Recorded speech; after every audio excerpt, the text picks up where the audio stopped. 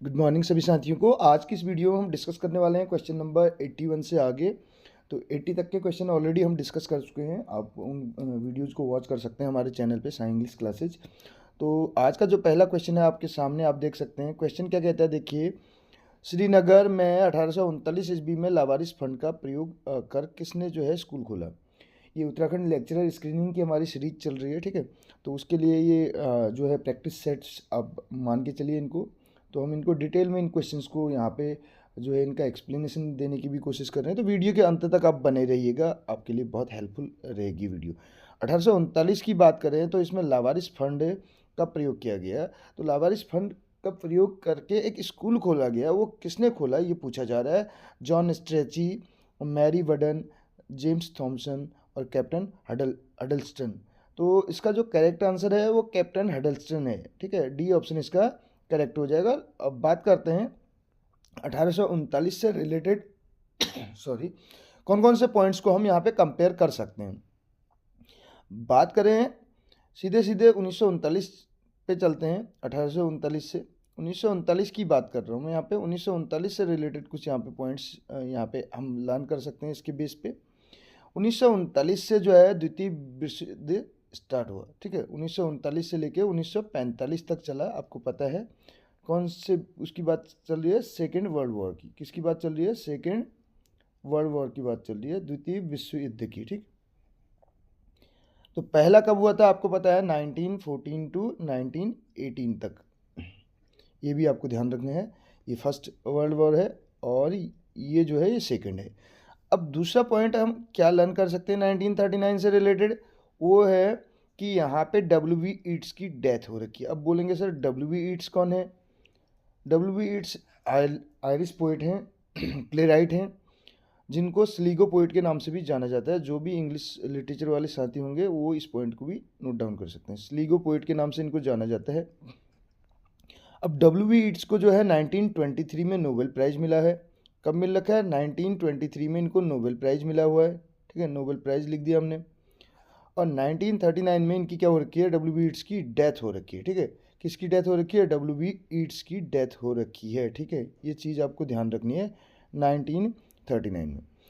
इसके अलावा अगर 45 की हम बात करते हैं, अब 39 से 45 हमने कहा, तो 45 में क्या है, 1945 से रिलेटेड घटनाओं के बारे में बात करें तो 6 और 9 अगस्त आपको पता होना चाहिए। ये 6 और 9 अगस्त जो हैं, इनको जो है इन तारीखों में जो है 6 अगस्त और 9 अगस्त 1945 को जो है अमेरिका ने, किसने, अमेरिका ने जापान के दो शहर, ठीक है, जापान के दो शहर हिरोशिमा और नागासाकी, हिरोशिमा और नागासाकी, इन दो जगहों पे क्या किया था, परमाणु बम गिराए थे, ठीक है। परमाणु बम गिराए थे। 6 अगस्त को कहाँ गिराया था, 6 अगस्त 1945 को हिरोशिमा में और 9 अगस्त 1945 को नागासाकी में। ये आपको ध्यान रखना है, ठीक। आगे देखिए, इसी में अगर हम बात करें अदर पॉइंट्स की, ये 1839 है, हमने 1939 की बात की, तो उससे एक साल पहले आ जाते हैं 1938 में। 1938 में ये पॉइंट्स आप नोट डाउन कर सकते हैं। 1938 में गणदेश सेवा संघ, गणदेश सेवा संघ की स्थापना की गई थी। किसके द्वारा, आपको बहुत सारी बुक्स में 1936 भी मिल सकता है, ठीक है, 1936 भी मिल सकता है, लेकिन अधिकतर अगर आप कंपेयर करके देखेंगे, जो ऑथेंटिक इन्फॉर्मेशन आप अगर सर्च करने की कोशिश करेंगे, तो 1938 में उत्तराखंड पृथक राज्य की मांग के लिए श्रीदेव सुमन जी के द्वारा, श्रीदेव सुमन जी के द्वारा जो है 1938 में गणदेश सेवा संघ का जो है गठन किया गया, जिसको बाद में हिमालय सेवा संघ के नाम से भी जाना जाता है। हिमालयन सेवा संघ के नाम से भी जाना जाता है बाद में इसी को।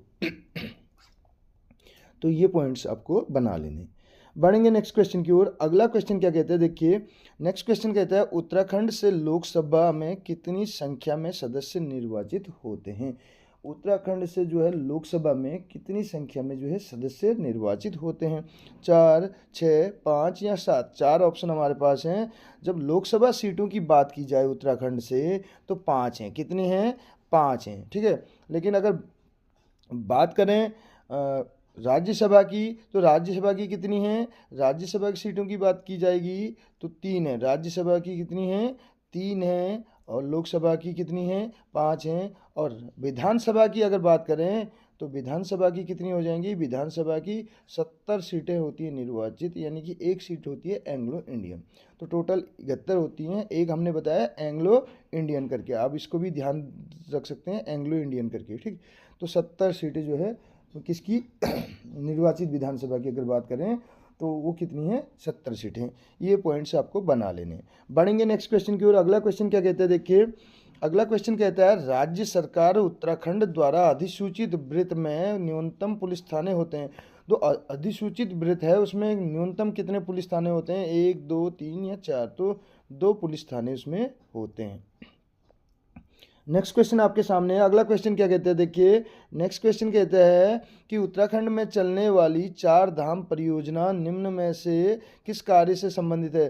जो 4 धाम परियोजना है उत्तराखंड में, अब 4 धाम परियोजना जो है उत्तराखंड में किससे संबंधित है, मंदिरों का अनुरक्षण, सड़क निर्माण, प्रदूषण नियंत्रण, उपयुक्त में से कोई नहीं। तो ये सड़क निर्माण से रिलेटेड है, ठीक है, परिवहन से संबंधित है, सड़क निर्माण, ये 4 धाम परियोजना जो है इसमें, इसकी अगर वो बात करें, इसकी शुरुआत इसका प्रारंभ कब हुआ था इस योजना का, तो इस योजना को शुरू किया गया था 27 दिसंबर 1916 को, ठीक है। कब किया गया था, 27 दिसंबर 2016 को, सॉरी 1916 नहीं, 2016। यह योजना जो है 27 दिसंबर 2016 को प्रारंभ हुई। कब प्रारंभ हुई ये, 27 दिसंबर 2016 को। 4 धाम योजना परियोजना जो है 27 दिसंबर 2016 को, 27 दिसंबर 2016, 27 दिसंबर 2016। और 4 धाम कौन कौन से थे इसमें, उनकी बात करें तो बद्रीनाथ, 4 धाम कौन से थे, बद्रीनाथ, केदारनाथ, और इसके अलावा बात करें गंगोत्री और यमुनोत्री। क्या है, गंगोत्री और लास्ट हो जाएगा यमुनोत्री। ये 4 धाम हैं, इनसे रिलेटेड थी ये 4 धाम परियोजना। इसमें क्या था, 2 लेन वाली जो है राजमार्ग परियोजना, जो पीडब्ल्यूडी विभाग द्वारा बात करें उत्तराखंड सीमा सड़क संगठन और राष्ट्रीय राजमार्ग, यानी कि इसके बुनियादी जो बेसिक जो ढांचा होता है, स्ट्रक्चर होता है, विकास निगम द्वारा इसका निर्माण किया जा रहा है। तो इस चीज़ को ध्यान देना है। 27 दिसंबर 2016 4 धाम सड़क निर्माण से संबंधित 4 धाम कौन कौन से हैं, ये आपके सामने हमने यहाँ पे लिखे हुए। बढ़ेंगे नेक्स्ट क्वेश्चन की ओर। अगला क्वेश्चन क्या कहता है, देखिए अगला क्वेश्चन क्या कहता है, अगला क्वेश्चन कह रहा है, तो देख सकते हैं नेक्स्ट क्वेश्चन हमारा जो है वो क्या कहता है, 2011, ठीक है, 2011 की जनगणना के अनुसार, जो 2011 की जनगणना हुई थी उसके अनुसार उत्तराखंड में जनघनत्व कितना है, ठीक है, जनघनत्व कितना है। तो 4 ऑप्शन है, 189 व्यक्ति प्रति वर्ग किलोमीटर, 260, 300 और 289। तो 4 ऑप्शन हमारे पास हैं। जो इसका करेक्ट आंसर हो जाएगा वो क्या हो जाएगा, 189 जो है व्यक्ति जो है पर प्रति वर्ग किलोमीटर, यानी कि ए ऑप्शन इसका करेक्ट हो जाएगा। 189 व्यक्ति प्रति वर्ग किलोमीटर, आपको याद रखना है। 189 जो है व्यक्ति जो है प्रति वर्ग किलोमीटर, ठीक है, प्रति वर्ग किलोमीटर आपको ध्यान देना है। लेकिन अगर जब भारत की बात आती है तो इंडिया की अगर बात करें तो उसमें कितना हो जाएगा, इंडिया की अगर बात करें 382 जो है व्यक्ति प्रति वर्ग किलोमीटर, ठीक है, प्रति वर्ग किलोमीटर। इस चीज़ को आपको ध्यान देना है। ये किसका है, इंडिया की अगर बात करें। उत्तराखंड की हमने कहा 189, और भारत की अगर बात करें तो 382 जो है व्यक्ति प्रति वर्ग किलोमीटर। ये भी आपको ध्यान रखना है। नेक्स्ट क्वेश्चन आपके सामने है। अगला क्वेश्चन क्या कहते हैं, देखिए Kumaon water rules, Kumaon water rules, Kumaon जल नियम का सूत्रपात कब हुआ। कुमाऊं जल नियम था उसका सूत्रपात कब हुआ, तो 15 में, 17 में, 21 में या 36 में। तो इसका करेक्ट आंसर हो जाएगा 1917 में। कब हुआ, 1917 में हुआ था, ध्यान रखना है आपको। अगले अगर क्वेश्चन की ओर बढ़ें, नेक्स्ट क्वेश्चन क्या कहता है, देखिए, निम्नलिखित में से किस उत्तराखंड राज्य की वस्तुओं का भौगोलिक संकेत का टैग प्राप्त हुआ है। मैं किस जो है उत्तराखंड राज्य की कौन सी वस्तु है, कहने का मतलब राज्य की वस्तुओं को जो है भौगोलिक संकेत का टैग प्राप्त हो रखा है। तो किसको रखा है, हाथी मिर्च को, जुदीमा शराब चावल को, और इसके अलावा बात करें महोबास पान को, या थुलमा रजाई कंबल को, थुलमा रजाई कंबल को। तो इसका करेक्ट आंसर हो जाएगा थुलमा रजाई कंबल को जो है भौगोलिक संकेत का टैग प्राप्त हो रखा है। ये आपको ध्यान देना है।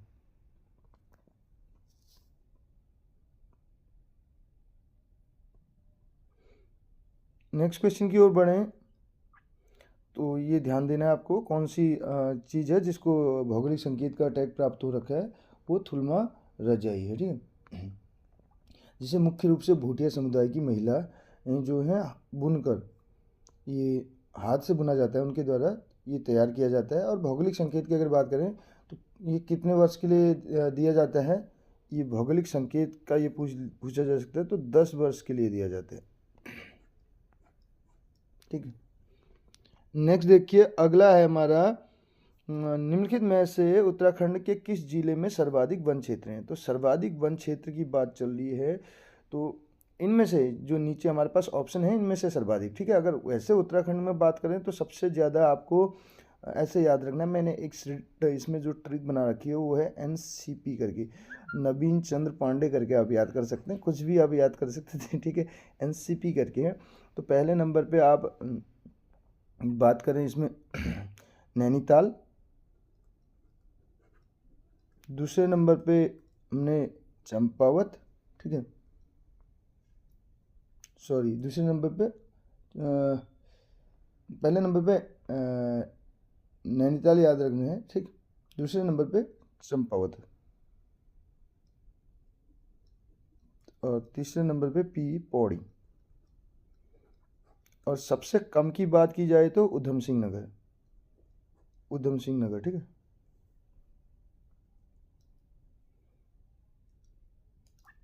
NCP हमने बता दिया, नैनीताल, चंपावत और पौड़ी। क्या याद रखना है, नैनीताल, चंपावत और तीसरे नंबर पे पौड़ी, ये है सर्वाधिक की बात की जाए तो। नैनीताल का कितना है आपको पता होना चाहिए, नैनीताल का है 71.55, और चंपावत की अगर बात करें तो चंपावत का हो जाएगा 69.40, ठीक। और इसके अलावा पौड़ी की अगर बात करें तो पौड़ी में 63.71, कितना है पौड़ी में, 63.71% है, ठीक। ये इसको आपको याद रखना है। अगर सर्वाधिक की बात की जाए तो सबसे ज़्यादा नैनीताल में, फिर चंपावत में, फिर पौड़ी में। लेकिन इस क्वेश्चन के अकॉर्डिंग पूछा जा रहा है। इस क्वेश्चन में आप देखिए, इस क्वेश्चन में तो नैनीताल है नहीं, लेकिन ये बोल रहा है सर्वाधिक निम्नलिखित में से जो दिए गए हैं इनमें से पूछा जा रहा है, ठीक है।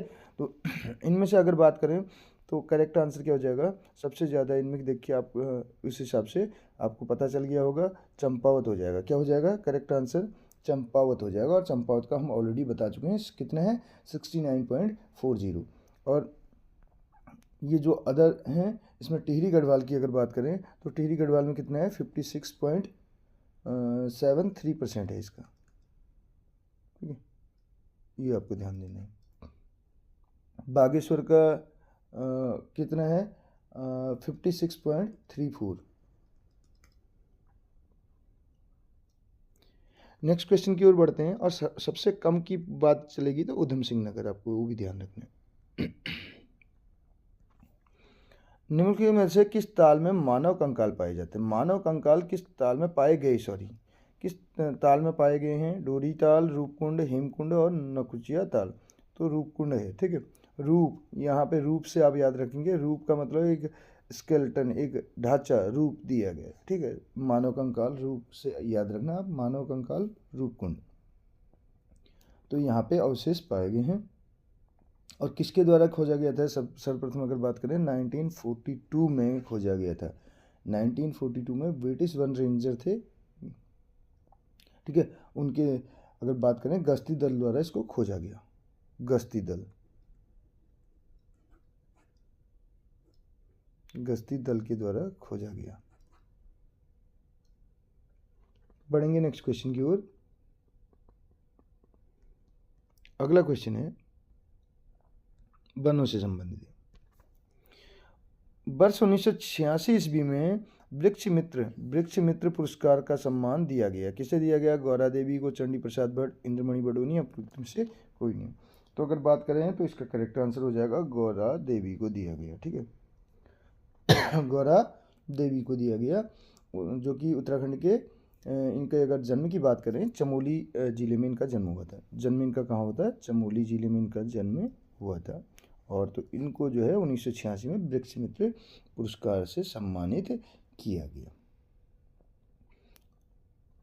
चिपको आंदोलन आपने सुना होगा। ठीक है, चिपको आंदोलन के अगर जन्मदात्री के रूप में भी इनको जाना जाता है। इंद्रमणि बडोनी उत्तराखंड के गांधी, चंडी प्रसाद भट्ट ये भी जो हैं वृक्ष इससे ही जुड़े थे। ठीक, अगला देखिए, निम्नलिखित में से कौन सा पर्वतपदी नगर नहीं है? पर्वतपदी नगर नहीं है पूछा जा रहा है। तो इसमें 4 ऑप्शन है, टनकपुर, कोटद्वार, रुद्रप्रयाग और हरिद्वार। तो रुद्रप्रयाग इसका करेक्ट आंसर हो जाएगा।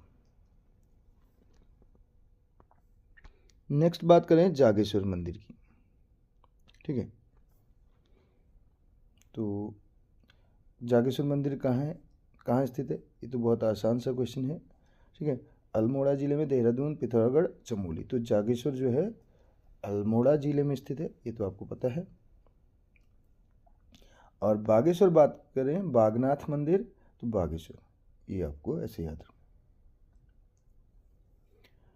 नेक्स्ट,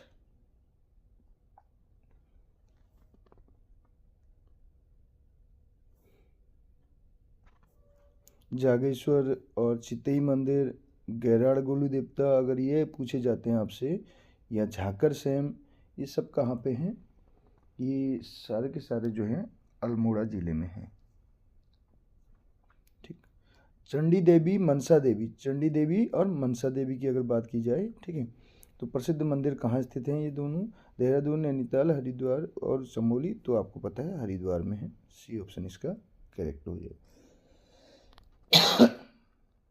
सॉरी, नेक्स्ट क्वेश्चन की ओर बढ़ते हैं। अगला क्वेश्चन क्या कहता है? अगला क्वेश्चन कह रहा है आपके सामने जो है, तो नेक्स्ट क्वेश्चन आपका, इससे पहले थोड़ा सा कुछ इम्पोर्टेंट पॉइंट्स की अगर बात करें, जागेश्वर मंदिर की हम बात कर रहे थे। ठीक है, तो इससे रिलेटेड कुछ और पॉइंट भी मैं बता दूं, क्योंकि ये हमारे घर से ज़्यादा दूरी पे नहीं है, 35 किलोमीटर की रेंज पे है। ठीक, 35 से भी कम ही होगा। तो जब अगर बात करें अल्मोड़ा से आते हुए, जब आप धनिया पिथौरागढ़ वाली रोड पे आते हैं, ठीक है, धनिया दिहाड़ी, ठीक, इस वाले पे, तो आरतोला आप नाम सुनेंगे, वहीं से आपको ये जागेश्वर मंदिर के लिए जो है अलग से रोड गई है नीचे को डाउन में ऐसे। लेकिन मैं इसके बारे में अन्य कुछ पॉइंट्स बताने की कोशिश कर रहा था जागेश्वर के बारे में। ठीक है, तो एक तीर्थ स्थल के रूप में भी इसको 5वां धाम, उत्तराखंड का 5वां धाम इसको कहा जाता है। कौन सा धाम? 5वां धाम, ये ध्यान देना। 4 धाम तो आपने सुने होंगे, 5वां धाम जो है इसको कहा जाता है। किसको? जागेश्वर। 5वां धाम की संज्ञा भी दी जाती है। और यहाँ पे अगर बात करें महामृत्युंजय, यानी कि मंदिर है मृत्युंजय भगवान का, महामृत्युंजय भगवान का जो है यहाँ पे मंदिर है। ये आपको ध्यान देना है।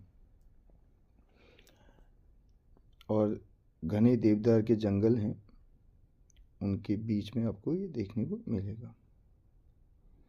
पद्मश्री पाने वाले पद्मश्री पाने वाले उत्तराखंड के प्रथम वैज्ञानिक, उत्तराखंड के प्रथम वैज्ञानिक आदित्य नारायण पुरोहित, नीलांबर पंत, भैरवदत्त जोशी, डॉक्टर श्री कृष्ण जोशी। तो नीलांबर पंत हैं, ये आपका बी ऑप्शन करेक्ट हो जाएगा। नीलांबर पंत की अगर बात करें तो अंतरिक्ष विज्ञानी डॉक्टर नीलांबर पंत का जन्म कब हुआ था? 25 जुलाई। 25 जुलाई 1931 को इनका जन्म हुआ था। कहाँ हुआ था? अल्मोड़ा में। और पद्मश्री इनको कब मिला था? इससे सम्मानित किए गए थे पद्मश्री से ये 1984 में। नेक्स्ट क्वेश्चन देखिए, अगला क्वेश्चन क्या कहते हैं, निम्नलिखित में से कौन सा जिला उत्तराखंड के सर्वाधिक जिलों में से सीमा साझा करता है? तो कौन सा जिला सर्वाधिक उनसे जो है सीमा साझा करता है, ये पूछा जा रहा है। तो इसमें अगर बात करें तो इसका करेक्ट आंसर हो जाएगा पौड़ी। पौड़ी करता है, ठीक है। कितने उससे करता है? उत्तराखंड के 7 जिलों से ये जो है अपनी सीमा साझा करता है। कितने जिलों से? 7 जिलों से। और ये जिले कौन से हैं?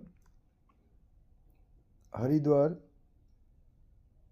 देहरादून, टिहरी, रुद्रप्रयाग,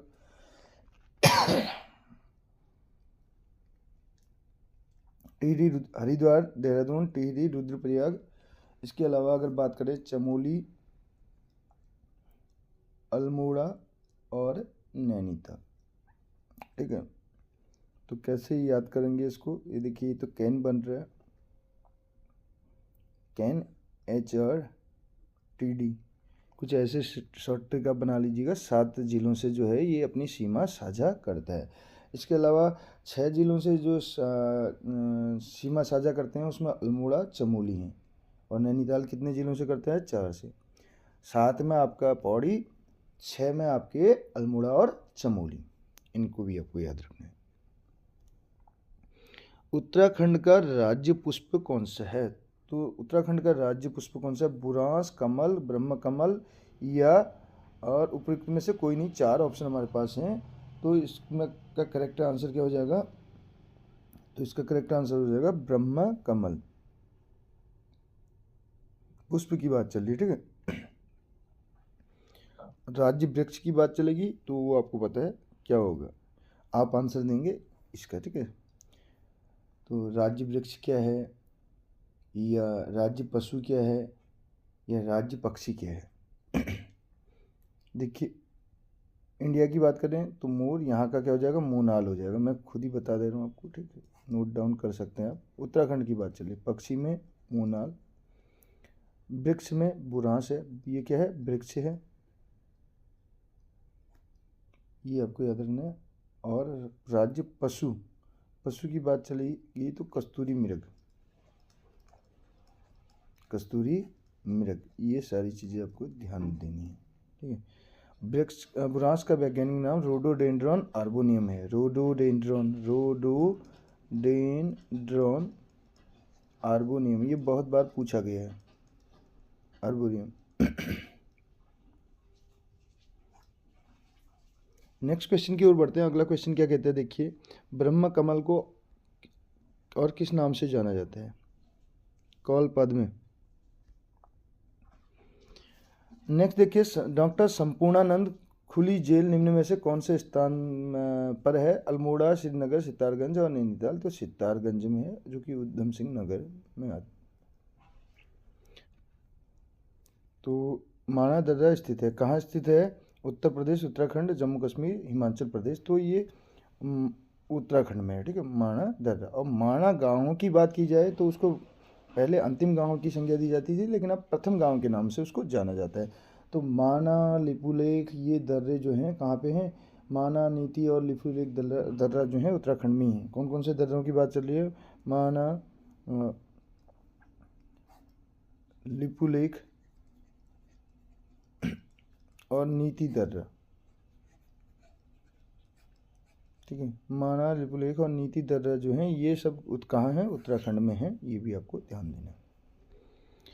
नेक्स्ट क्वेश्चन हमारा जो है वो किससे रिलेटेड है, आप देख सकते हैं। थोड़ा सा इसमें मैच करना है सही कूट कर। देखिए 4 ऑप्शन है, आपको इसमें मैच करना है। अस्कोट, देखिए आप इसको पहचानिए, अस्कोट कहाँ है? पिथौरागढ़ में है। तो बी का क्या हो जाएगा हमारा? बी का 4th हो जाएगा। बी का क्या हो गया? 4th। अब बात करें बिनसर कहाँ है, आपको पता है अल्मोड़ा में है। बिनसर अल्मोड़ा में है तो सी का क्या हो जाएगा, फर्स्ट हो जाएगा, ठीक है। और सोना नदी जो है आपको पता है पौड़ी में है, तो डी का क्या हो जाएगा, टू हो जाएगा। और अगर बात करें पहला जो है ये कहाँ हो जाएगा, उत्तरकाशी में, गोविंद, तो ए का तीसरा।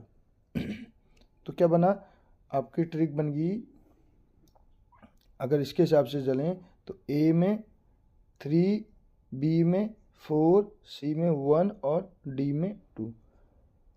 3 4 1 2, 3 4 1 2 के हिसाब से चलिए। अब 3 4 1 2 किस में दिख रहा है आपको, कौन से कोड में मिल रहा है, आप वहाँ से अपना आंसर निकाल सकते हैं, ठीक है। तो देखिए 3 4 1 2, बी का 4 एक में ही देखने को मिल रहा है, जो कि आपका बी ऑप्शन में ही करेक्ट है। तो 3 4 1 2 आपका ये वाला करेक्ट हो जाएगा। ध्यान देना है आपको, फिर से बोल रहा हूँ, बिनसर, अल्मोड़ा, अस्कोट, पिथौरागढ़, सोना नदी, पौड़ी और गोविंद, इसकी बात करें उत्तरकाशी, ये आपका करेक्ट आंसर हो जाएगा। क्वेश्चन है, केंद्रीय हिंदी संस्थान जो है भारत सरकार के शिक्षा मंत्रालय के उच्च शिक्षा विभाग द्वारा 1960 में स्थापित एक स्वायत्त शैक्षणिक संस्थान है। क्या कह रहा है, देखिए जो केंद्रीय हिंदी संस्थान है, कह रहा है ये भारत सरकार को जो शिक्षा मंत्रालय है उसके उच्च शिक्षा विभाग के द्वारा इसकी स्थापना की गई। कब की गई, 1960 में इसकी स्थापना की गई। और ये क्या है, एक स्वायत्त शैक्षणिक संस्थान है। तो इसका मुख्यालय कहाँ स्थित है, ये पूछा जा रहा है। कानपुर, मेरठ, आगरा या लखनऊ, 4 ऑप्शन हमारे पास है। और जो इसका करेक्ट आंसर हमारा हो जाएगा वो क्या हो जाएगा, आगरा इसका करेक्ट आंसर हो जाएगा।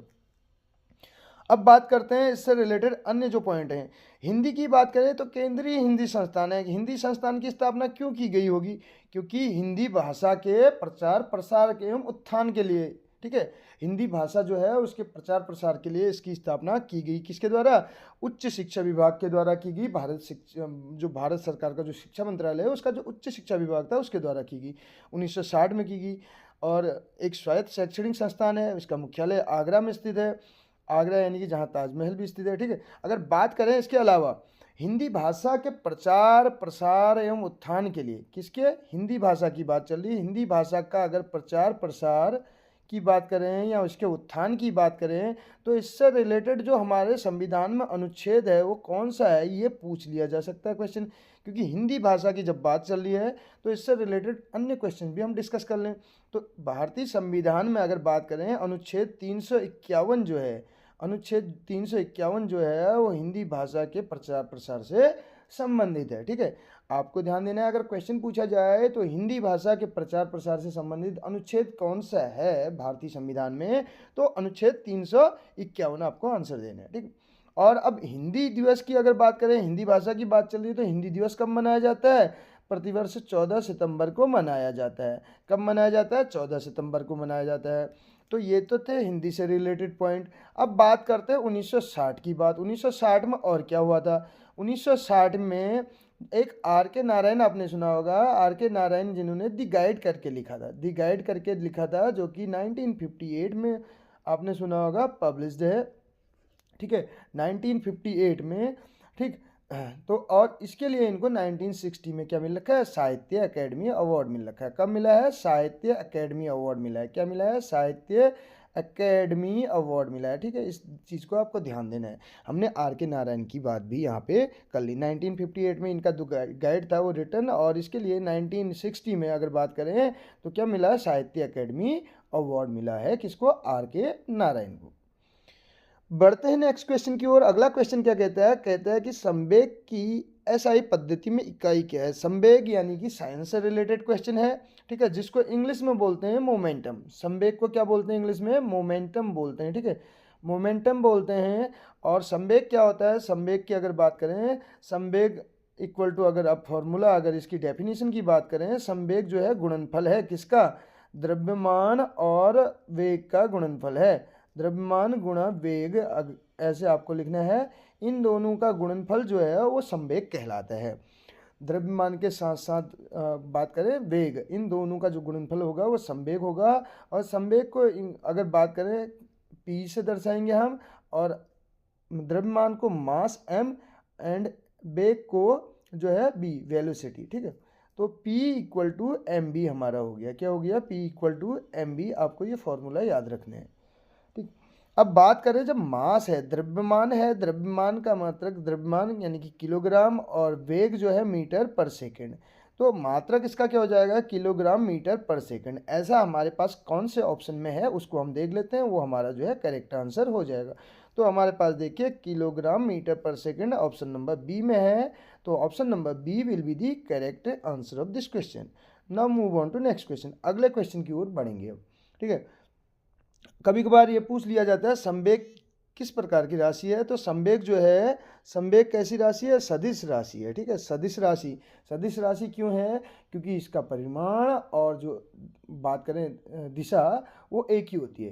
यानी कि इसका परिमाण होता है और इसकी एक दिशा भी होती है, कहने का मतलब, ठीक है। सदिश राशि क्यों है? क्योंकि इसका परिमाण तो होता ही है, परिमाण के साथ साथ इसका परिमाण तो होगा ही, ठीक है। और इसके साथ साथ क्या होगा? क्वांटिटी तो होगी, कहने का मतलब है इसके साथ साथ डायरेक्शन भी होती है, एक दिशा भी होती है, दिशा, ठीक है। गुणा नहीं करना है, परिमाण के साथ साथ दिशा भी होती है, इसलिए ये क्या है? एक सदिश राशि। नेक्स्ट देखिए अगला क्वेश्चन क्या कहते हैं। अगला क्वेश्चन कहता है विद्युत आवेश का एसआई मात्रक क्या है? विद्युत आवेश का एसआई मात्रक क्या है, ठीक है। विद्युत आवेश की अगर बात करें तो इसका एसआई मात्रक क्या होता है? कूलाम्ब होता है, ठीक है। बी ऑप्शन इसका करेक्ट हो जाएगा। अगला क्वेश्चन क्या कहता है, देखिए अगला क्वेश्चन कह रहा है कि जो एक इलेक्ट्रॉन में ऋणात्मक आवेश होता है, एक इलेक्ट्रॉन में जो है ऋणात्मक आवेश क्या होता है, पूछा जा रहा है।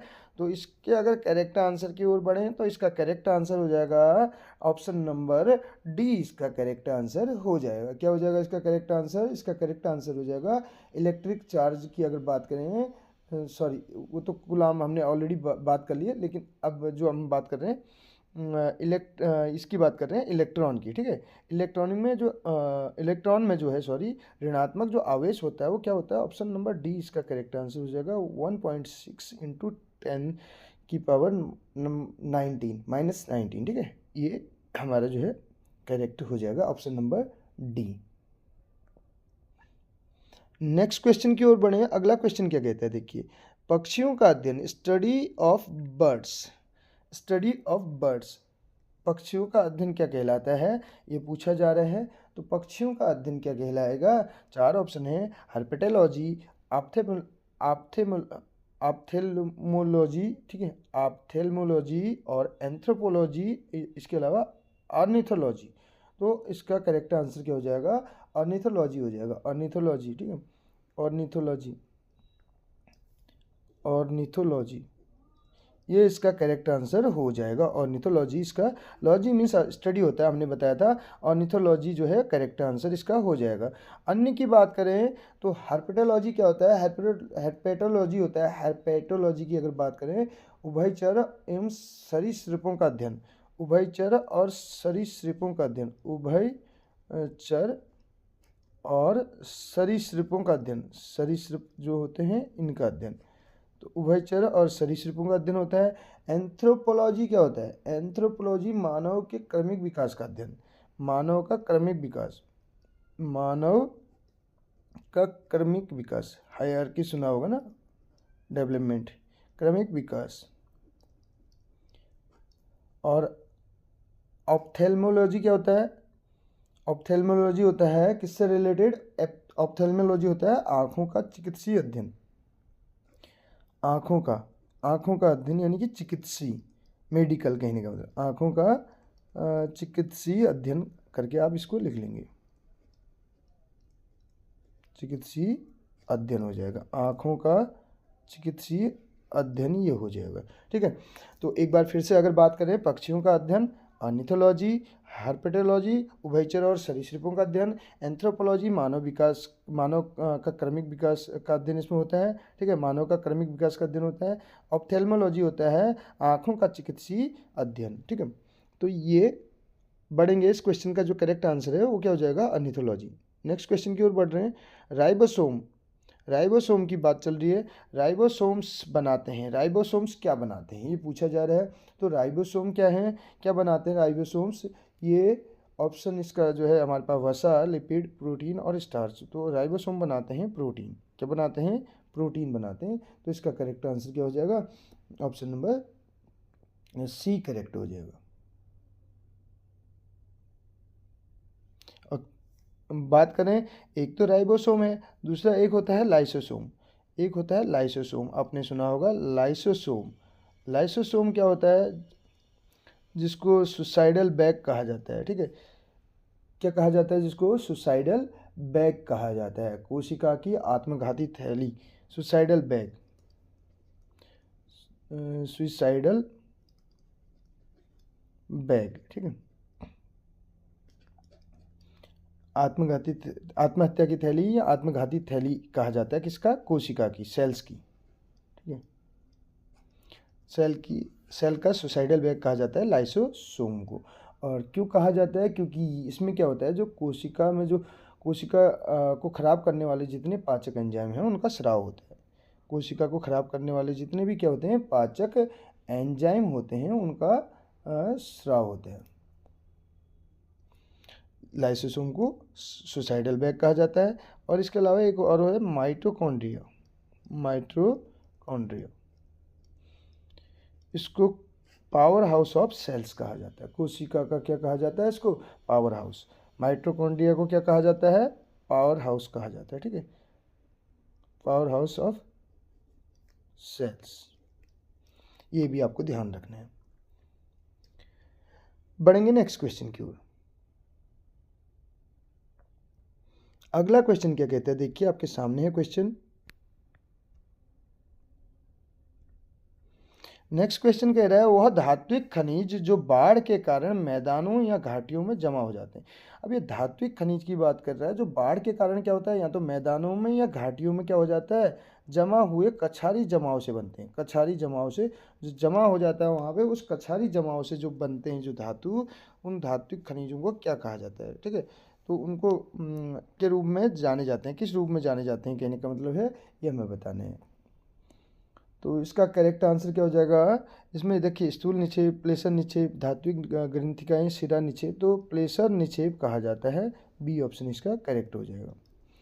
अब इसी से रिलेटेड एक क्वेश्चन अगर हम ज्योग्राफी का डिस्कस कर लें तो वो क्या, देखिए, जब बाढ़ के कारण मैदान या घाटियों में जमा होने वाली मिट्टी, जब बाढ़ आती है, जब बाढ़ के कारण जो मैदानों में या घाटियों में, ठीक है, घाटियों में जो क्या हो जाती है, मिट्टी जमा हो जाती है, उस मिट्टी को किस नाम से जाना जाता है? जलोढ़ मिट्टी। किस मिट्टी के नाम से जाना जाएगा? जलोढ़ मिट्टी।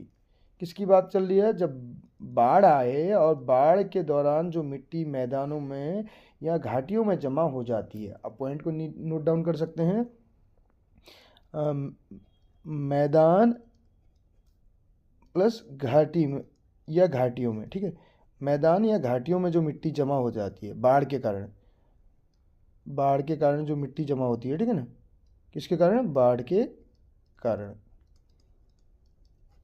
बाढ़ के कारण जब मैदान और घाटियों में जो मिट्टी जमा होती है उसको जलोढ़ मिट्टी कहा जाता है। जलोढ़, नाम ही उसका जलोढ़ है। ठीक है, एक ग्लेशियर की बात चल रही है, मैं गहरी दरार को क्या कहा जाता है? जब ग्लेशियर की बात करें तो उसमें गहरी दरार जब पड़ जाती है, ठीक है, जब क्रैक पड़ जाता है उसमें, ठीक है, गहरी दरार पड़ जाती है, तो उसको क्या कहा जाता है? क्रेविस, क्रेवासे, क्रैक या क्लेफ्ट। 4 ऑप्शन हमारे पास हैं, हमें बताना है करेक्ट आंसर। तो उसको कहा जाता है क्रेवासे कहा जाता है। ऑप्शन नंबर बी करेक्ट हो जाएगा। ये मोस्ट इंपोर्टेंट क्वेश्चन आप कह सकते हैं, इसको इसकी श्रेणी में रख दीजिए। ग्लेशियर में गहरी दरार को क्या कहा जाता है? क्रेवासे कहा जाता है। अब क्वेश्चन है एक आपके लिए उत्तराखंड जीके से रिलेटेड, पिंडारी ग्लेशियर कहाँ स्थित है? कौन से जिले में है पिंडारी ग्लेशियर? सितंबर 2024 में भारत ने किस देश के साथ काजिंद 2024 का आयोजन काजिंद 2024 का आयोजन कहाँ हुआ? तो सितंबर 2024 में भारत ने किस देश के साथ काजिंद 2024 का आयोजन कहाँ हुआ, ये पूछा जा रहा है। तो 4 ऑप्शन है, Bharat, Vietnam, Kazakhstan, Uzbekistan. 4 option हमारे हैं, हमें करेक्ट आंसर इस क्वेश्चन का बताना है। काजिंद की अगर बात करें, भारत एवं कजाकिस्तान के बीच आयोजित होने वाला वार्षिक द्विपक्षीय सैन्य अभ्यास, वार्षिक है, द्विपक्षीय क्या है, द्विपक्षीय सैन्य अभ्यास है, द्विपक्षीय सैन्य अभ्यास किसके साथ, कजाकिस्तान के साथ। द्विपक्षीय वार्षिक भी याद रखना है, वार्षिक है, वार्षिक द्विपक्षीय क्या है, सैन्य अभ्यास है, ध्यान रखना है। काजिंद क्या है, भारत एवं कजाकिस्तान के बीच आयोजित होने वाला वार्षिक द्विपक्षीय सैन्य अभ्यास है, भारत और कजाकिस्तान के बीच, भारत और कजाकिस्तान के बीच वार्षिक द्विपक्षीय सैन्य अभ्यास है काजिंद, ठीक है। तो ध्यान रखना है इसको। तो इसका किस देश के साथ अगर बात करें तो इसका करेक्ट आंसर क्या हो जाएगा, ऑप्शन नंबर सी इसका करेक्ट आंसर हो जाएगा। काजिंद यहीं से बना है, काजिंद, ठीक है, काज इंड में भी ऐसे बना होगा, कजाकिस्तान से काज इंड, काजिंद, ठीक है, इंड यानी कि इंडिया से मतलब है, काजिंद, काजिंद इसलिए बोला जा रहा होगा इसको काजिंद, ठीक है। अगला क्वेश्चन देखिए, सितंबर 2024 में किसे दादा साहेब फाल्के पुरस्कार प्रदान करने की घोषणा की गई। तो दादा साहेब फाल्के पुरस्कार जो है किसे प्रदान करने की घोषणा की गई, तो ये की गई थी मिथुन चक्रवर्ती को। किसको की गई थी, मिथुन चक्रवर्ती को जो है प्रदान करने की घोषणा की गई थी। केंद्रीय सूचना एवं प्रसारण मंत्रालय ने जो है जो 54वां दादा साहेब कौन सा था ये, 54वां 54वां जो है दादा साहेब फाल्के पुरस्कार 2022 के विजेता के रूप में मिथुन चक्रवर्ती को चुना, 2022 के उसकी, ठीक है, 2022 की अगर बात करें कि विजेता के रूप में इनको चुना गया। कब चुना गया, 2022 के विजेता के रूप में 2024 में चुना गया दादा साहेब फाल्के पुरस्कार। और अगर बात करें दादा साहेब फाल्के पुरस्कार 2021 के लिए किसे चुना गया था, वहीदा, ये 2021 की बात करें तो वहीदा रहमान, 2021 की बात करें तो वहीदा रहमान। नेक्स्ट क्वेश्चन देखिए, अगला क्वेश्चन क्या कहते हैं, सितंबर 2024 में नरेंद्र मोदी जी ने बिडकिन औद्योगिक क्षेत्र का उद्घाटन किस राज्य में किया। तो किस राज्य में किया, 2024 में नरेंद्र मोदी जी ने बिडकिन औद्योगिक क्षेत्र का उद्घाटन किस राज्य में किया। तो कहाँ पे किया,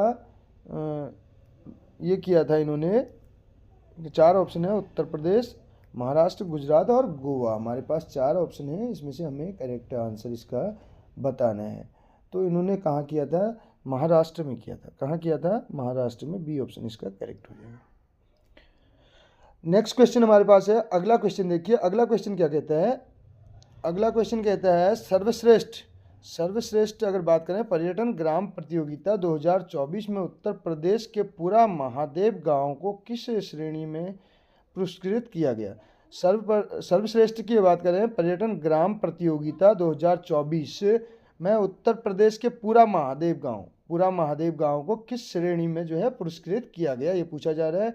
जीवंत ग्राम श्रेणी, आध्यात्मिक एवं कल्याण श्रेणी, विरासत श्रेणी या शिल्प श्रेणी। 4 ऑप्शन हमारे पास हैं, तो हमें इसका करेक्ट आंसर बताना है।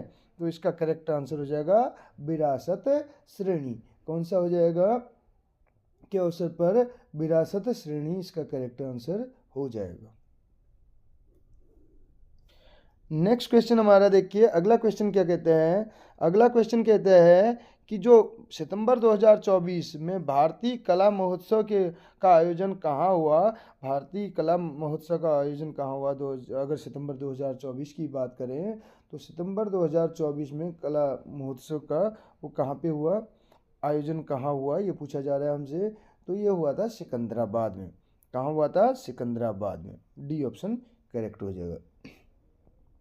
तो बात करें तो राष्ट्रपति द्रौपदी मुर्मू जी के द्वारा क्या किया था, 28 सितंबर 2024 को तेलंगाना के सिकंदराबाद में जो है स्थित, ठीक है, में स्थित राष्ट्रपति निलयम में उत्तर पूर्वी राज्यों की अगर बात करें पर जो है केंद्रित 8वें कला महोत्सव का उद्घाटन किया गया। कौन से कला महोत्सव का 8वें भारतीय कला महोत्सव का उद्घाटन किया गया? इस चीज़ को आपको ध्यान देना है। कौन से कला महोत्सव का?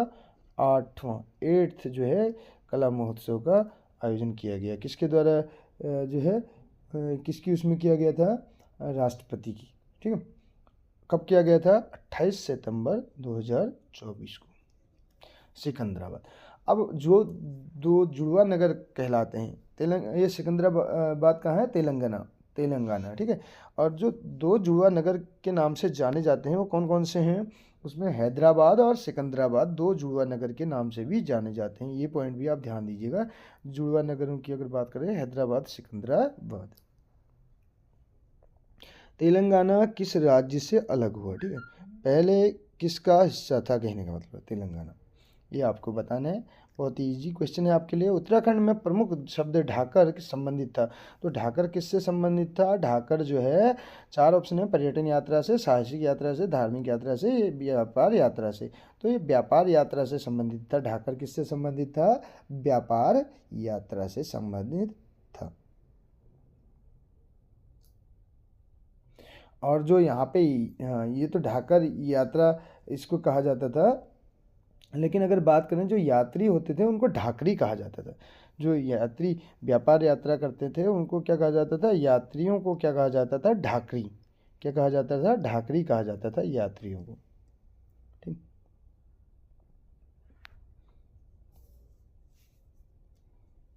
क्योंकि सामान को ढोकर ले जाने की ले जाते थे, इसी वजह से इनको ढाकर कहा जाता है। ऐसा भी आपको देखने को मिल जाएगा। ढाकर क्यों कहा जाता है ये पूछा जाए तो, सामान ढोना, ठीक है, उससे ही ये नाम बना है ढाकर। कालसी शिलालेख संबंधित है, किससे संबंधित है? कालसी शिलालेख चंद्रगुप्त मौर्य, कनिष्क, अशोक या पुष्यमित्र शुंग। 4 ऑप्शन हमारे पास है, तो इसका करेक्ट आंसर हो जाएगा अशोक। कालसी शिलालेख किससे संबंधित है? अशोक से संबंधित है, ये आपको ध्यान देना है। और कहाँ स्थित है ये? देहरादून में। कहाँ स्थित है? देहरादून में। किसकी बात चल रही है? कालसी शिलालेख की बात चल रही है। ठीक है, देहरादून में। कहाँ पे है? देहरादून में। और ये जो शिलालेख हैं ये किस लिपि में है? ब्राह्मी लिपि में। किस लिपि में है? लिपि अगर पूछा जाएगा तो ब्राह्मी लिपि, ये भी आपको ध्यान देना है। ब्राह्मी लिपि, शिलालेख किस लिपि में है? ब्राह्मी लिपि, और देहरादून में स्थित है। नेक्स्ट क्वेश्चन हमारे पास है, उत्तराखंड के किस क्षेत्र में ब्रिटिश शासन द्वारा खाम पद्धति जो है लागू की गई? खाम पद्धति लागू की गई किस क्षेत्र में की गई? रवाई, जौनपुर, तराई भावर या भोटांतिक क्षेत्र में?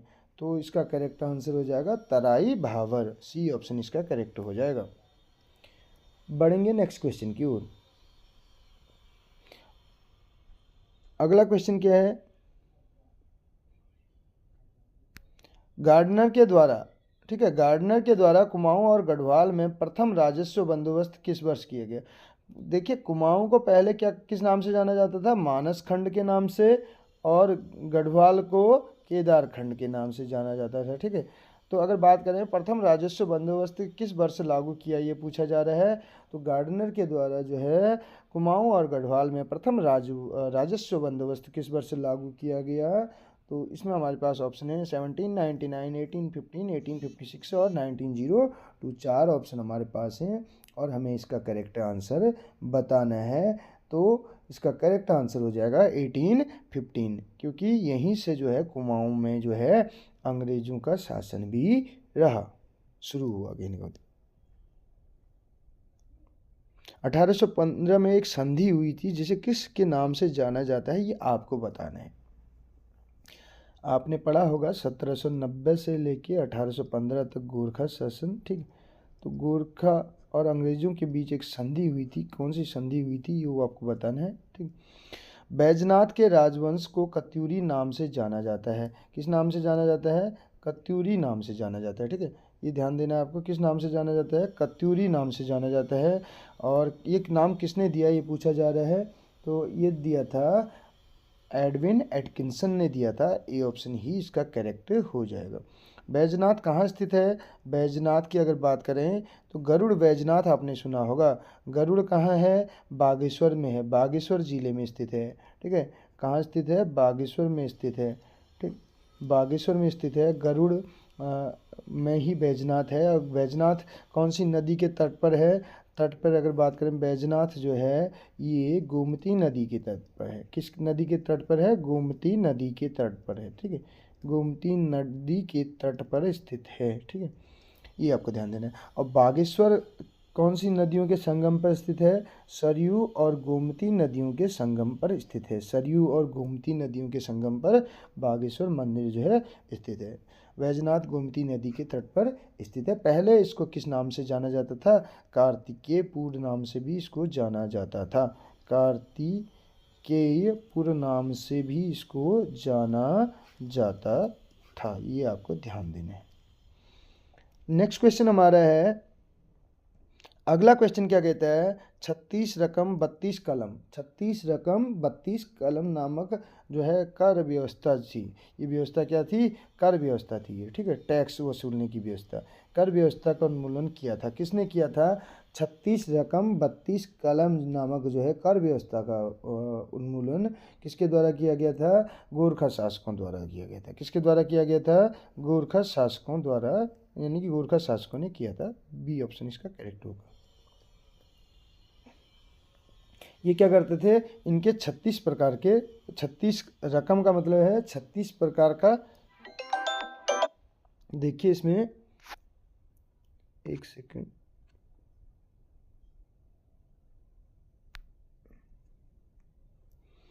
इसमें देखिए 36 रकम 32 कलम की अगर बात करें तो क्या था इसमें? 36 प्रकार का कर वसूलते थे। 36 प्रकार का कर राजकोष के लिए, 36 इस व्यवस्था के अंतर्गत अगर बात करें 36 प्रकार का जो है कर राजकोष के लिए, तो 36 प्रकार का कर अपने लिए वसूलते थे। 36 प्रकार का कर तो राजकोष के लिए, और 36 प्रकार का कर जो है वो अपने लिए, गोरखा लोगों के द्वारा। ठीक है, तो 36 प्रकार के कर तो राजकोष के लिए और 36 प्रकार के कर अपने लिए, इसलिए 36 रकम 32 कलम कहा जाता है। ठीक है,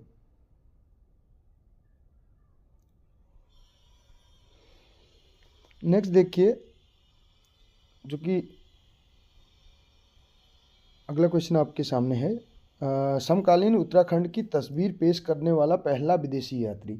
समकालीन कहने का मतलब है समकालीन जो उत्तराखंड की तस्वीर पेश करने वाला जो पहला विदेशी यात्री था वो कौन सा था? वो था ह्वेनसांग। कौन था? ह्वेनसांग। बी ऑप्शन इसका करेक्ट हो जाएगा। चीनी यात्री था ह्वेनसांग। वाद्य यंत्र नहीं है, कौन सा नहीं है? दमामा, रणसिंगा, नागफिणी या तुग्याल। तुग्याल नहीं है। तुग्याल जो है ये वाद्य यंत्र ना हो के ये क्या है? महिलाओं द्वारा कान में पहना जाने वाला आभूषण है। कान में पहना जाने वाला आभूषण, कान में पहना जाने वाला आभूषण, कान में पहना जाने वाला आभूषण है। ठीक है, किसके द्वारा? महिलाओं के द्वारा, महिलाओं के द्वारा। इस चीज़ को आपको ध्यान देना है। नेक्स्ट की बात करें, अगला है, कवि चित्रकार मोलाराम चित्रकला की किस शैली के लिए जाने जाते हैं? तो गढ़वाल पेंटिंग्स के लिए। ठीक है, बी ऑप्शन इसका करेक्ट होगा।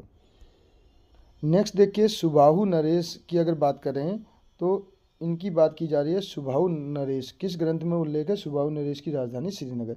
श्रीनगर यानी कि पौड़ी जिले में है। ठीक है, पौड़ी गढ़वाल की बात करें तो वहाँ ये श्रीनगर स्थित है, जिसको पहले श्रीपुर के नाम से भी जाना जाता था, और अलकनंदा नदी के तट पर है। कौन सी नदी के तट पर है? अलकनंदा नदी के तट पर है। ठीक है, अलकनंदा नदी के तट पर है। तो पौड़ी गढ़वाल में श्रीनगर ये जो है, तो ये किससे संबंधित है कहने का मतलब है? तो ये है महाभारत से। महाभारत में सुबाहु थे ना। ठीक, बी ऑप्शन इसका करेक्ट हो जाएगा। नेक्स्ट क्वेश्चन देखिए, अगला क्वेश्चन क्या कहते हैं, गांधी जी ने श्रीमद् भगवद गीता पर अपनी प्रसिद्ध भूमिका अनासक्ति योग कहाँ लिखी थी? तो अनासक्ति योग इन्होंने लिखी थी उत्तराखंड के कौसानी में लिखी थी, जो कि अल्मोड़ा जनपद में स्थित है। कौसानी, जिसको भारत का स्विट्जरलैंड की संज्ञा भी इन्होंने दी। क्या कहा इन्होंने? भारत का स्विट्जरलैंड कहा था इसको। भारत का स्विट्जरलैंड इन्होंने कहा था कौसानी को। क्या कहा था? भारत का स्विट्जरलैंड कहा था। ठीक है, कब इसकी स्थापना की थी? अगर बात करें 1929 की बात है, ठीक है। 1929 में अपने कौसानी प्रवास के द्वारा इन्होंने क्या किया, अनासक्ति योग नामक नाम से जो है श्रीमद् भगवत गीता की भूमिका लिखी थी। और अ, यहीं पे जो है क्या है, कौसानी में ही सुमित्रानंद पंत बीथिका और अनासक्ति आश्रम भी स्थित है, ठीक। तो ये थे कुछ इंपॉर्टेंट क्वेश्चन जो हमने डिस्कस किए। कैसी लगी आपको वीडियो, जरूर बताइएगा। मिलते हैं अगली वीडियो में। Thank you so much.